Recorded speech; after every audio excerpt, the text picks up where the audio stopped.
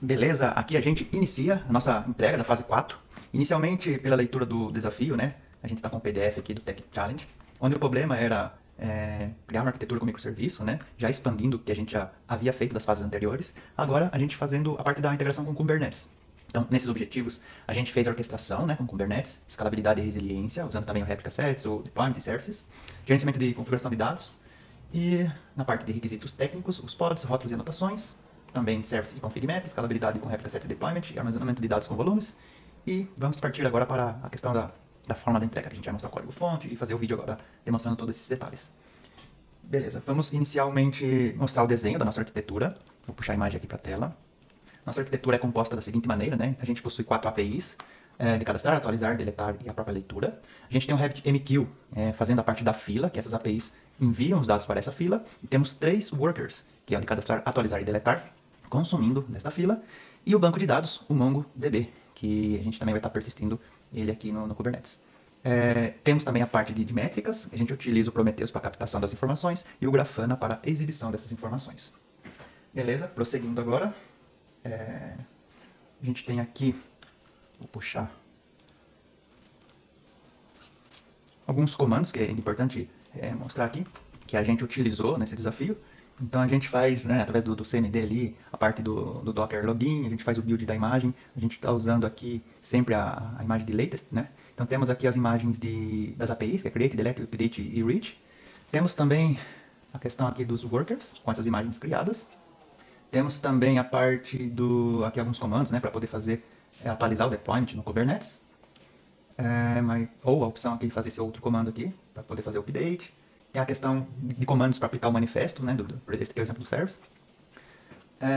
Temos aqui também alguns comandos para listar os pods do MongoDB, conseguir acessar o MongoDB, fazer alguns comandos que a gente faria localmente aqui, mas aí através do próprio CMD, acessando no Kubernetes dessa maneira, né. Comandos aqui para ver o log da aplicação, ver se o pod está rodando, ver o log em tempo real. Nesse caso, então, tem 3 filas. Alguns comandos aqui do Minikube, né? Como que aplica aqui também o manifesto. Temos aqui a parte de vpods, dashboard do Minikube. Temos aqui também como expor as portas ali do Kubernetes. Temos aqui também a informação do Prometheus para vincular com Grafana. E em resumo, daí a gente tem esses projetos de APIs, que é esse CRUD para API e o Worker, que é o cadastrar, atualizar e deletar. Aí, prosseguindo, eu tenho aqui, vou puxar aqui para cá, todos esses repositórios, inclusive depois a gente vai colocar o link lá para poder fazer o acesso. Tem também o arquivo aqui do dashboard do Grafana para poder importar ali, no caso a gente já importou, né? Então a gente vai também disponibilizar depois no arquivo da entrega. Bom, eu já deixei aberto aqui para adiantar a demonstração. Então aqui é o repositório que a gente tem no GitHub. Vamos fazer a demonstração aqui, né, usando o repositório de cadastro. Vou puxar outra guia aqui. Aqui é já do LevMQ, que é onde estão as filas. Aqui a gente consegue ver o nome das filas que a gente criou. Atualização, deletar e cadastro. Então eu vou fazer um monitoramento aqui da fila de cadastro, para ver que o gráfico está limpinho aqui. A gente tem um consumer de pé ali, que é a aplicação que a gente subiu aqui, o Minikube. Temos o Prometheus, a parte do Prometheus aqui já de pé, com todos os status up, a parte de health aqui. Temos já também aqui o Grafana funcionando, captando essas métricas. Temos aqui a parte do Kubernetes, né, que a gente consegue observar todos os deployments de pé. Que a gente consegue ver deployments, os pods, tudo funcionando, tudo verdinho, a parte de replica sets, parte de services e demais informações ali. Outra coisa importante a gente mostrar aqui também é a pasta que a gente tem do K8S, que é o seguinte, só vou tentar trazer para a tela aqui, explicando aqui, né? A gente tem a parte de persistência do volume, usado por MongoDB. Aí temos também a parte de segredos aqui, né? Então a gente tem do RabbitMQ. Temos também de deployments, que gerencia a criação e atualização dos pods, garante a quantidade de réplicas de um pod, que sempre esteja rodando no cluster, né? Temos também a parte de service, que expõe um ou mais pods para comunicação dentro ou fora do cluster. Faz também balanceamento de carga, se for necessário ali. Temos o config maps, que é o recurso para armazenar essas configurações. E beleza. Vou mostrar aqui o meu Docker Desktop que eu estou usando e como que ficaram essas imagens criadas. Então essas são as minhas imagens já publicadas também no Docker Hub aqui. Mas eu vou mostrar. Então a gente tem aqui o da API. Melhor aqui, as imagens que estão aqui. Então temos aqui do Create, Delete, Read e Update das APIs. E os 3 workers aqui, do atualizar, cadastrar e deletar. Então são essas imagens que a gente está utilizando nos arquivos de manifesto.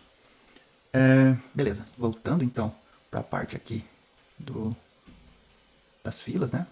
Deixa eu voltar aqui. Vamos fazer um teste aí, captando essas informações e o dashboard aqui do Grafana mostrando isso. Outros comandos que eu deixei aqui em paralelo, que já estão executando, né? Só comentando, a gente fez o minikube start aqui para subir. Então, em seguida fizemos o minikube dashboard e com isso a gente consegue ver essa tela aqui do Kubernetes. Por exemplo, aqui do workloads. Comentando mais sobre os comandos. Aqui a gente expôs, né, através do comando forward para o 9090, que é do Prometheus. Aqui da porta 3000 do localhost para o Grafana. Aqui para todas as APIs, então aqui são as APIs de create, de leitura, update, delete. E aqui o comando para acompanhar o log, por exemplo, do worker de cadastrar. Então aqui são alguns testes que eu estava fazendo antes aqui do vídeo, né? Então ele está escutando. E os swaggers para os nossos testes, do cadastrar, do leitura e atualizar, estão aqui. Inclusive do delete está aqui também, né? Então com isso a gente consegue fazer esse acesso e monitorar através da fila que está sendo consumida e do dashboard do Grafana. Vamos lá então, partir para o teste. Vamos ver, por exemplo, aqui, criar contato, foram feitas 12 requisições, vamos fazer mais 3 requisições para esse número subir para 15. Então aqui no meu cadastrar web, para enviar para a fila, vou fazer mais 3. 1, 2, 3. A gente pode acompanhar aqui, se for rápido o suficiente. Melhor, vou tentar colocar essa tela aqui encostada e fazer, para a gente ver o que está acontecendo. Ou melhor, vou colocar o nome aqui, teste real. Vou colocar um número aleatório aqui. Um exemplo aqui e um DDD, sei lá, 99 aqui, por exemplo. Então vai ter que aparecer aqui no nosso monitoramento esse registro. Apareceu, então o nome teste real aqui, telefônico, eu coloquei o e-mail e o DDD 99. Com isso, aqui o nosso dashboard do Grafana vai ter que subir, né? Coloquei os últimos 15, então vou colocar os últimos. Então acabou subindo porque eu coloquei 3 a mais, depois fiz mais alguns testes ali, né? Então foi para 18 aqui. Vou fazer mais um para subir só para 19 e a gente vê isso acontecendo. Então acabei de mandar, aqui está 18, vou atualizar, vai para 19. Então tem um tempinho até consumir, no caso, né? Só vou aguardar aqui. Deixa eu confirmar que eu fiz certo aqui, né? Acho que sim.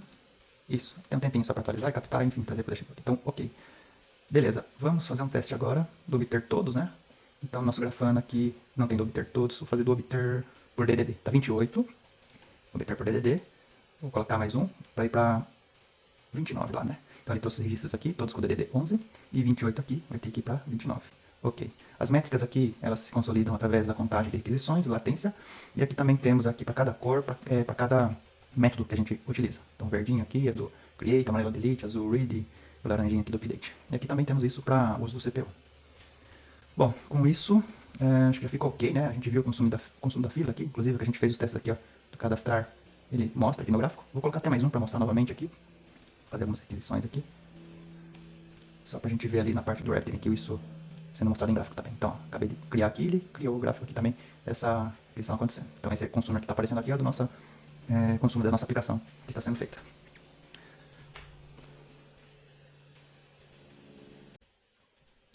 Beleza? Então aqui a gente chega na parte final do projeto, onde a gente vai apresentar a esteira funcionando, juntamente com o arquivo e a parte do cloud ali da configuração já com a funcionalidade.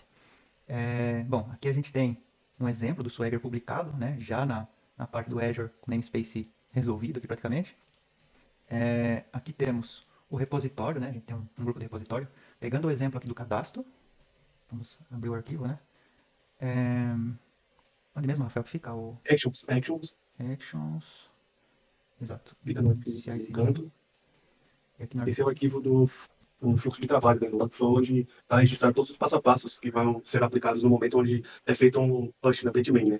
O projeto ele faz um restore, um build da aplicação, e o diferencial agora, que é a entrega do CG, né, que é o Continuous Delivery, que é a questão onde o próprio Docker Hub, o GitHub Actions, faz o push da imagem no Docker Hub, e acessa o Azure e faz a publicação dos arquivos de deployment.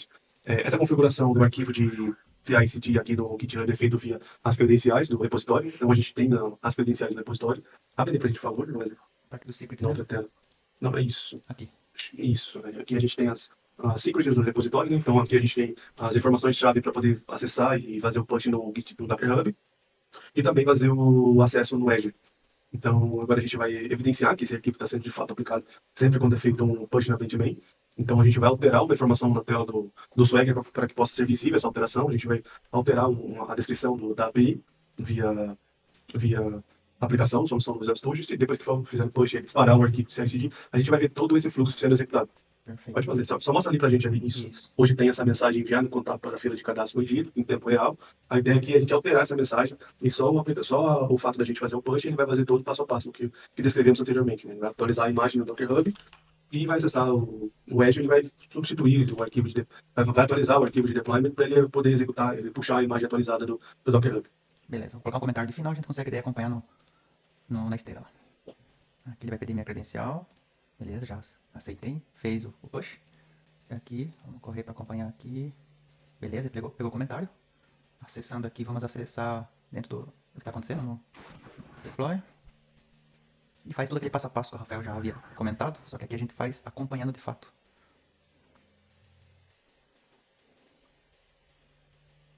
Tem um restore de algumas dependências, build da aplicação, login no Docker Hub, build da imagem, push da imagem. Só vamos aguardar a finalização.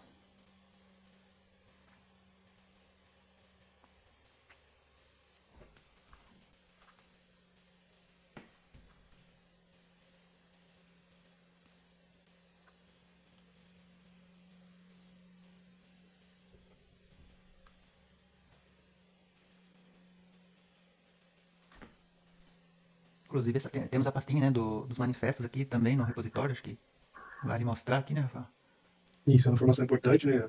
O Docker Hub, o GitHub Actions, no momento que ele está fazendo o deployment no Azure, né, no AKS, para saber qual é o arquivo, quais configurações que ele tem que aplicar, essas informações estão dentro desses arquivos, né? O deployment, que é o arquivo de configuração em si da aplicação, do que vai ser exposto no container, né? Qual a imagem. Os arquivos de service são responsáveis pelo o cadastro da externalização do container para o mundo externo, né? No caso, ele poderia ser o tipo de IP que ele seria, né? Ele poderia ser um cluster IP, que seria algo que estaria visível somente para aplicações que estão dentro do cluster, do Kubernetes, né? Do AKS. E, nesse caso, como a ideia é a gente deixar as APIs de uma forma exposta na internet, para que a gente possa acessar via ORL, acessar via Swagger ou Postman, a gente precisa criar o service com o tipo load balancer na API, né? no IP, no caso. E o namespace é uma configuração que engloba todos os arquivos, né? Tanto os deployments, os services, os config map e os secrets. Maravilha. Só vou voltar aqui pra gente ver que deu sucesso, né? Então, no último que rodou, né? Ok, verdinho. Então, aqui já é um indicativo que aqui já vai estar atualizado. A gente colocou a escrita final aqui. Deu certo, funcionou. E agora vamos fazer um teste aqui enviando, fazendo um exemplo, né, de envio para fila. Vou colocar o nome aqui. Um nome que não existe. Vamos inventar um. Então aqui. Tem que trocar também. Tá, 1, 2, 3, 4. 1, 2, 3, 4. O DDD aleatório aqui, vou executar.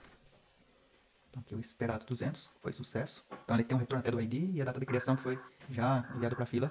E em seguida o consumer vai pegar esse registro da fila e vai de fato aplicar no banco. Nesse caso a gente faz o exemplo até com o MongoDB. Mais alguma consideração, Rafael?